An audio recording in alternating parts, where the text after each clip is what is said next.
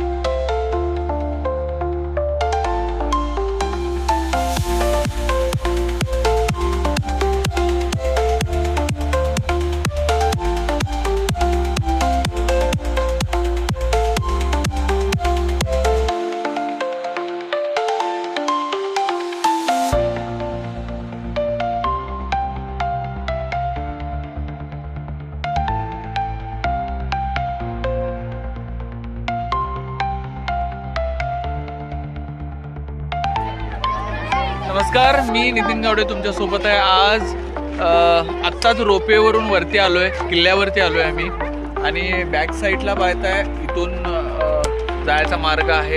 प्रवेश करतोय आम्ही किल्ल्यावरती आणि एक चित्तथरारक कन्सेप्ट आम्ही रोपवेनं आलो। खरंच शासनानं खूप चांगल्या पद्धतीची सुविधा अवेलेबल केलेली आहे इथं आणि पाहूया आता गडकोटमध्ये आम्ही काय काय पॉईंट बघतोय मी तुम्हाला दाखवतोय लाईव्ह आणि आपले सच्चे कार्यकर्ते हे अभ्यासासाठी आलेले आहेत तर तेही आमच्या बरोबर एकदम एक नंबर व्यवस्थित आहे।